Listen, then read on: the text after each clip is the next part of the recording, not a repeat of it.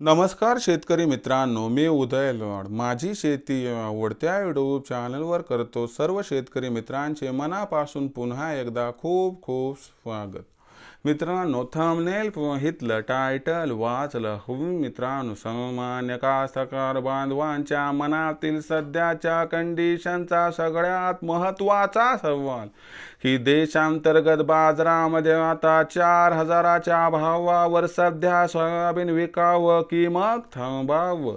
सध्याच्या कंडिशनचा हा सर्वात महत्त्वाचा सवाल की देशांतर्गत बाजारामध्ये आता 4,000च्या भावावर सध्या सोयाबीन विकावं की मग थांबावं.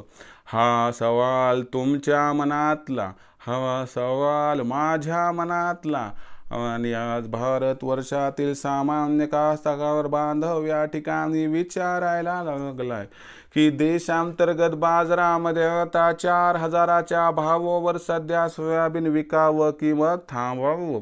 जर या सर्वात महत्त्वाच्या प्रश्नाचं आपल्या सर्वांना जाणून घ्यायचं असेल अचूक उत्तर, तर कृपया आपण सर्वांनी व्हिडिओ सुरुवातीपासून आता शेवटपर्यंत पाहावा.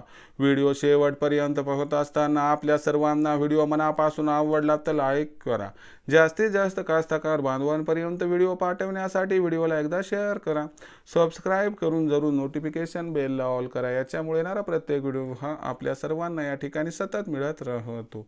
बघा मित्रांनो, कास्तकार बांधवाच्या मनातील सध्याच्या कंडिशनचा सर्वात महत्त्वाचा सवाल की देशांतर्गत बाजारामध्ये आता 4,000च्या भावावर सध्या सोयाबीन विकावं की मग थांबावं.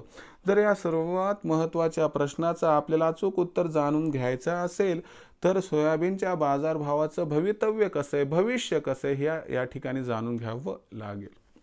बघा मित्रांनो, तुम्ही प्रश्न विचारला की 4,000च्या भाव सोयाबीन विकलं तर फायदा आहे का थांबलं तर फायदा आहे. बघा मित्रांनो, अमेरिकेमधलं उत्पादन घटलं, जागतिक बाजारातलं उत्पादन घटलं असे अंदाज आले. त्याच्यानंतर आंतरराष्ट्रीय बाजारात सोयाबीनच्या बाजारभावात तेजी आली. मी तेव्हा पण तुम्हाला म्हटलं की ही तेजी जास्त काळ टिकणार नाही. या तेजीमुळे भारतामध्ये जर या ठिकाणी बाजार समित्यात बदल झाला तर 100-200ची तेजी येऊ शकते. या तेजीमध्ये बाजारभाव 4,100, 4,200पर्यंत पोहोचेल सुद्धा, याची आणखीन अपेक्षा आहे. पण या ठिकाणी सोयाबीनच्या भावाने ठरवून ठेवले की आम्हाला वाढायचं नाही. मग तुम्ही प्रश्न विचारला की 4,000चा भाव, 4,100चा जर भाव मिळत असेल तर इथं सोयाबीन विकावं की थांबावं. बघा, सोयाबीनचा भाव वाढणार का नाही, वाढण्याची शक्यता जवळपास नाही. वाढला तर 100-200 याच्यापेक्षा जास्त तेजीने असं गृहीत धरा. दुसरा ऑप्शन काय आपल्याला, हमी भावावर विक्री करू शकतो. आपल्याच्यानं होती का हमी भावावर विक्री, होत असेल तर डायरेक्ट करून टाका.